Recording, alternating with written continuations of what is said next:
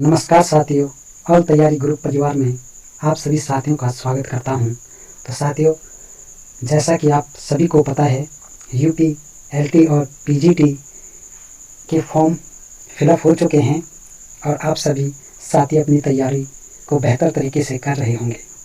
तो साथियों, इसी दृष्टि को देखते हुए आप सभी साथियों के लिए हमने मेंस की तैयारी के लिए क्लासें आज से शुरू कर दी है। तो आप सभी से अनुरोध है, क्लासें प्रतिदिन देखें और अपनी क्लासों का नोट्स बनाएं ताकि ये आपको दोबारा पढ़ने के लिए बेहतर रहे। तो साथियों, आपका ज़्यादा समय नहीं लूँगा और आपसे गुजारिश करूँगा कि क्लास के नोट्स साथ साथ बनाएं ताकि वो आपके लिए बेहतर हो सकें और ये क्लासें आपके लिए मेंस और प्री दोनों के लिए काफ़ी महत्वपूर्ण सिद्ध होगी। तो साथियों, आज हम पहला क्वेश्चन स्टार्ट करेंगे। तो क्वेश्चन है, रासो साहित्य की प्रमुख विशेषताओं का होना चाहिए, वर्णन कीजिए। तो यहाँ पर आप क्या लिखोगे? विशेषताओं होना चाहिए, विशेषताओं का वर्णन कीजिए, है ना। तो क्वेश्चन अगर पूछ लिया जाए कि रासो साहित्य की प्रमुख विशेषताओं का वर्णन कीजिए, तो आप क्या लिखोगे इसमें? तो इसमें सबसे पहले हेडिंग लिखोगे, रासो साहित्य की विशेषताएं। तो इसमें सबसे पहले हेडिंग क्या आ जाएगी? रासो साहित्य की विशेषताएं, हेडिंग लिखेंगे। और ये क्वेश्चन आपको 125 या 200 शब्दों में दिया जाएगा। तो चाहे वो 125 हो या 200 हो, शब्दों में हो, आप इसे अवश्य कर लेंगे अगर क्लास को पूरी तरह देखेंगे और नोट्स बनाएंगे। तो इसमें कहा गया है, आचार्य रामचंद्र शुक्ल ने हिंदी साहित्य का इतिहास में प्रकरण 3, तो ध्यान से पढ़ना, प्रकरण 3, प्रकरण 3 में देश भाषा काव्य के अंतर्गत रासो काव्य का मूल्यांकन किया है। क्या किया है आचार्य रामचंद्र शुक्ल ने? हिंदी साहित्य का इतिहास में प्रकरण 3 में देश भाषा काव्य के अंतर्गत रासो काव्य का मूल्यांकन किया है। वे लिखते हैं, राज्य सभाओं में सुनाई जाने वाले नीति, श्रृंगार आदि विषय प्रायः दोहों में कहे जाते थे और वीर रस के पद छप्पई में राजाश्रित कवि अपने राजाओं के शौर्य, पराक्रम और प्रताप का वर्णन अनूठी युक्तियों के साथ किया करते थे और अपनी कविताओं से वीरों को उत्साहित किया करते थे। तो आचार्य रामचंद्र शुक्ल क्या लिखते हैं कि राज्य सभाओं में, जब राजाओं की सभा होती थी तो वहाँ कवि क्या करते थे? अपने नीति, श्रृंगार आदि विषय प्रायः दोहे में सुनाया करते थे और वीर रस के पद किसमें सुनाते थे? छप्पई में। राजश्रित कवि अपने राजाओं के शौर्य, पराक्रम और प्रताप का वर्णन अनूठी युक्तियों के साथ किया करते थे। तो जो भी कवि अपने राजा के आश्रय में रहते थे वो क्या करते थे? राजाओं की वीरता बड़े अनूठी युक्तियों के साथ उसका वर्णन करते थे और राजा को सुनाते थे और कविताओं से वीरों को उत्साहित किया करते थे। और वो क्या करते थे? अपनी कविताओं से राजाओं को उत्साहित किया करते थे।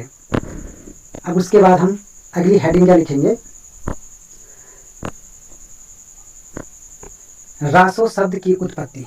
क्या लिखेंगे? रासो शब्द की उत्पत्ति। तो कैसे रासो शब्द की उत्पत्ति हुई, इसके बारे में हम लिखेंगे। रासो शब्द की उत्पत्ति को लेकर सबसे पहले गार्सादा तासी ने विचार किया। तो रासो शब्द की उत्पत्ति को लेकर सबसे पहले किसने विचार किया? तो वो किया गार्सादा तासी ने। किसने किया विचार? गार्सादा तासी ने। मैं अंडरलाइन भी कर दूंगा, आप ध्यान से देखना और अपने नोट्स अवश्य बनाना। और राजसूय यज्ञ से इसका उद्भव माना। तो अगर पूछा जाए क्वेश्चन की गार्सादा तासी ने रासो शब्द की उत्पत्ति किससे मानी, तो क्या बताओगे? राजसूय यज्ञ से इसका उद्भव माना। आचार्य रामचंद्र शुक्ल ने इसकी उत्पत्ति रसायन से माना। और रामचंद्र शुक्ल ने किससे माना? इसकी उत्पत्ति रसायन शब्द से माना। उनके अनुसार, किनके अनुसार? रामचंद्र शुक्ल के अनुसार बीसल देव रासों में काव्य के अर्थ में रसायन शब्द बार बार आया है, अतः हमारी समझ से इसी रसायन शब्द से होते होते रासो हो गया। तो क्या कह रहे रामचंद्र शुक्ल कि हमारी समझ से बीसल देव रासों में काव्य के अर्थ में रसायन शब्द बार बार आया है। किसमें बार बार आया है? बीसल देव रासों में काव्य के अर्थ में रसायन शब्द बार बार आया है, जिस कारण से रामचंद्र शुक्ल ने क्या कहा? रासो शब्द की उत्पत्ति किससे माना? रसायन शब्द से माना। अब है अन्य विद्वानों के अनुसार, तो अन्य विद्वानों ने रासो की उत्पत्ति किस किस से मानी ये आगे देखेंगे। तो यहाँ से देखते हैं, कविराज श्यामल दास ने रासो शब्द की उत्पत्ति किससे मानी? रास शब्द से। किससे मानी? अगर पूछा जाए, अगर यही क्वेश्चन प्री में पूछा जाए कि कविराज श्यामल दास ने रासो शब्द की उत्पत्ति किससे मानी, तो आप लोग क्या बताएंगे? रहस्य शब्द से। किससे मानी? रहस्य से। और काशी प्रसाद जायसवाल ने भी किससे माना? रहस्य से। तो ध्यान रखना, क्या रखोगे ध्यान कि काशी प्रसाद जायसवाल और कविराज श्यामल दास ने रासो शब्द की उत्पत्ति किससे मानी? तो रहस्य से मानी। ये दोनों ने किससे माना? रहस्य से। और हजारी प्रसाद द्विवेदी ने रासक शब्द से, चंद्रबली पांडे ने रासक शब्द से। तो हजारी प्रसाद और चंद्रबली पांडे ने दोनों ने किससे माना? रासक से। डॉक्टर दशरथ ओझा ने भी किससे माना? रासक से। और ये क्या है? सर्वमान्य मत है। विंदेश्वरी पाठक ने राजयश से रासो शब्द की उत्पत्ति मानी। किससे मानी? राजयश से। तो नेक्स्ट है, देखेंगे हजारी प्रसाद, पेन चल नहीं रहा, हर प्रसाद शास्त्री ने, तो हर प्रसाद शास्त्री ने रासो शब्द की उत्पत्ति किससे मानी? राजयश से। किससे मानी है? राजयश से। नरोत्तम स्वामी ने रसिक से, रामस्वरूप चतुर्वेदी राउत से, डॉक्टर बच्चन सिंह रास से, नंद दुलारे वाजपेयी रास से। तो डॉक्टर बच्चन सिंह नंद दुलारे वाजपेयी किससे मानते? रास शब्द से रासो शब्द की उत्पत्ति मानते हैं। और ये रामस्वरूप चतुर्वेदी भी मोस्ट है, पूछा जा सकता है कि ये रासो शब्द की उत्पत्ति किससे मानते हैं? तो राउत शब्द से मानते हैं। कौन? रामस्वरूप चतुर्वेदी। नेक्स्ट है, अब आगे नेक्स्ट क्या लिखेंगे? वीरता प्रधान, वीरता प्रधान काव्य। तो रासो साहित्य में क्या लिखा गया? वीरता प्रधान काव्य। इसे हम पहली हेडिंग मानते हैं कि वीरता प्रधान काव्य। इस साहित्य का प्रमुख रस वीर रस है। तो जब वीरता प्रधान काव्य लिखे जाएंगे तो उसका रस क्या होगा? वीर रस होगा। तो इसमें हम क्या लिखेंगे? हेडिंग लिखेंगे वीरता प्रधान काव्य। इस साहित्य का प्रमुख रस वीर रस था। इसमें चारण कवियों ने अपने आश्रयदाताओं की अतिशयोक्तिपूर्ण प्रशंसा की है, जैसे पृथ्वीराज रासो, खुमान रासो, विजयपाल रासो आदि। तो वीरता प्रधान जो काव्य है उसमें कवियों ने क्या किया? चारण कवियों ने अपने आश्रयदाताओं की प्रशंसा क्या किया? अतिशयोक्तिपूर्ण ढंग से किया, यानी कि बड़ा चढ़ा करके अपने राजाओं की प्रशंसा की। जैसे पृथ्वीराज रासो है, तो पृथ्वीराज रासो किसकी है? चंद्रबरदाई की। और खुमान रासो किसकी रचना है? दलपति विजय की। और विजयपाल नल सिंह की। ये तीनों रचनाएं हैं। तो ध्यान रखना, तो इसमें हम क्या लिखेंगे? वीरता प्रधान काव्य में ये सारी बातें लिखेंगे। फिर हम अगले नेक्स्ट हेडिंग क्या लिखेंगे? श्रृंगार प्रधान काव्य। अब लिखेंगे श्रृंगार प्रधान काव्य। तो जब वीरता प्रधान काव्य, अब होगा श्रृंगार प्रधान काव्य। इसकी हेडिंग होगी श्रृंगार प्रधान काव्य।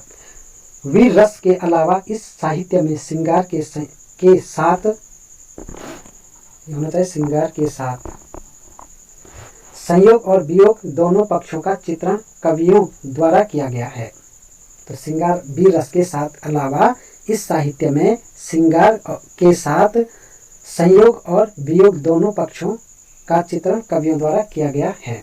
जैसे संदेश रासक, क्या है ये? श्रृंगारस प्रधान रचना है और किसकी है? अब्दुल रहमान। बीसलदेव रासो काव्य, तो ये दोनों काव्य क्या हैं? श्रृंगार प्रधान काव्य हैं। तो बीसलदेव रासो किसकी रचना है? नरपति नाल की। और संदेश रासक को प्रथम रचना रासो कौन मानता है? प्रथम ग्रंथ संदेश रासक को तो ये मानते हैं हजारी प्रसाद द्विवेदी संदेश रासक को प्रथम रचना मानते हैं। तो ध्यान रखने से छोटे छोटे क्वेश्चन पूछे जाते हैं। तो इनके साथ साथ आप इन बारीक यानी कि इन रचनाओं के रचनाकारों को भी याद करोगे ताकि आपका प्री और मेंस की तैयारी दोनों साथ साथ हो सके। तीसरी हेडिंग क्या आएगी इसमें? उपदेश परक काव्य। तो इसमें क्या लिखे जाते थे? उपदेश परक काव्य। इस साहित्य में जैन कवियों द्वारा अपने धर्म के प्रचार प्रसार और उपदेश हेतु काव्य लिखे गए। तो जैन कवियों ने इसमें क्या किया? अपने धर्म के प्रचार प्रसार और उपदेश हेतु काव्य लिखे। जैसे उपदेश रसायन रास, भारतेश्वर बाहुबली रास और चंदनबाला रास प्रमुख ग्रंथ हैं। तो ये क्या है? उपदेश परक ग्रंथ हैं। उपदेश रसायन रास, भारतेश्वर बाहुबली रास, चंदनबाला रास, ये प्रमुख ग्रंथ हैं। तो ये अब जैसे उपदेश रसायन रास, भारतेश्वर बाहुबली, चंदनबाला रास, इन ग्रंथों में से अगर किसी का रचनाकार पूछा जाए तो ये भी आप याद रखोगे और इनको याद करोगे। चंदनबाला रास का मैं बताता हूँ, इसके रचनाकार कौन है? आसगु। और भारतेश्वर बाहुबली के रचनाकार कौन है? गणपति चंद्र गुप्त, शालिभद्र सूरी। और उपदेश रसायन रास के आप बताओगे कमेंट करके किसके रचनाकार कौन है। और अगली हेडिंग क्या है इसमें?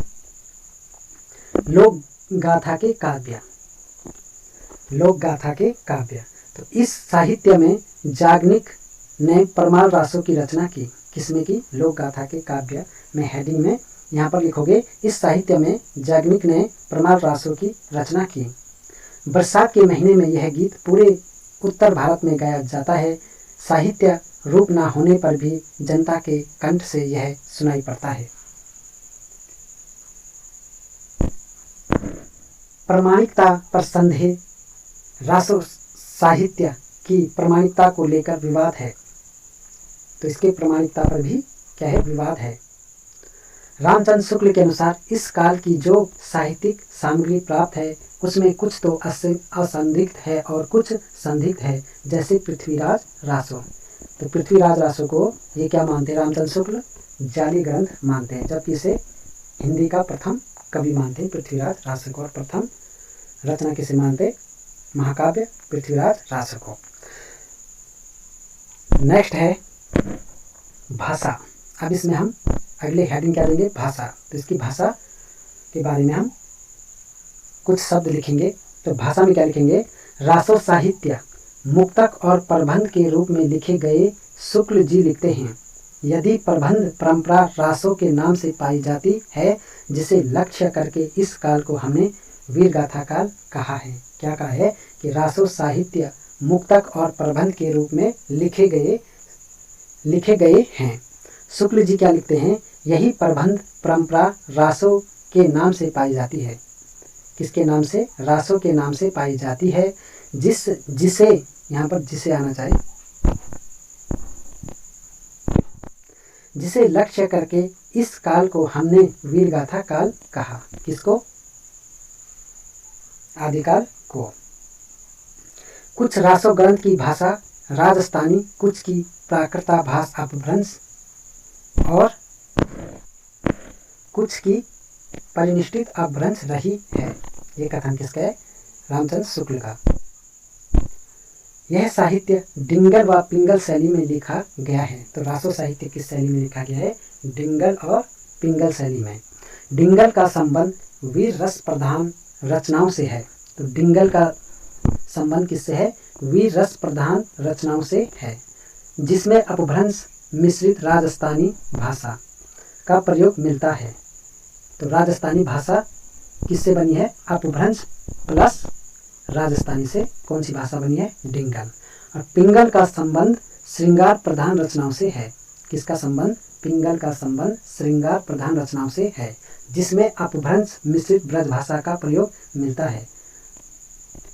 तो पिंगल किससे बनी हुई है? अपभ्रंश प्लस ब्रज भाषा से मिलकर बनी है पिंगल भाषा। कुल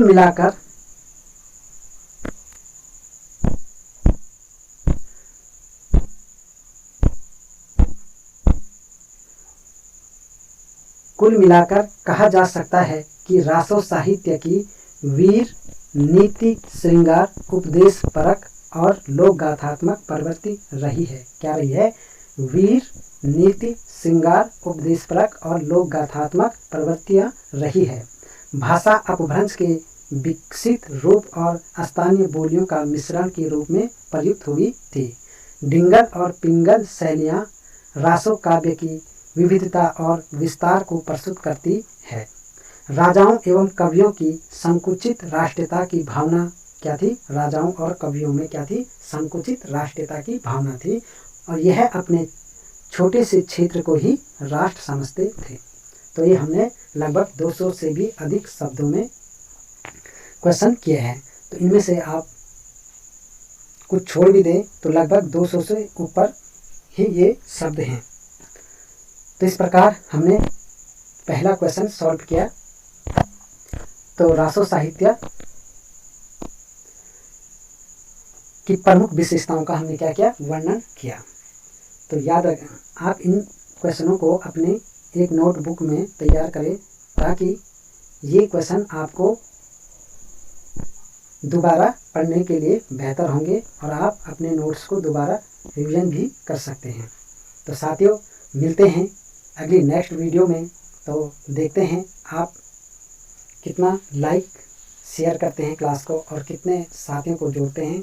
तो साथियों, उम्मीद है क्लास आपको अच्छी लगी होगी और आगे कंटिन्यू आपको क्लास देंगे, ताकि आपकी तैयारी बेहतर हो सके। और आपका भी सपोर्ट बनता है कि आप क्लास को अधिक से अधिक शेयर करें और अपने साथियों को जोड़ें, ताकि हमें भी अगले क्वेश्चन लाने में खुशी हो और आपके बीच हम दोबारा आएँ और अच्छे से क्वेश्चनों को आपके बीच सॉल्व कराएं, ताकि आपकी तैयारी बेहतर हो सके। तो साथियों, मिलते हैं नेक्स्ट वीडियो में। तब तक के लिए जय हिंद, जय भारत।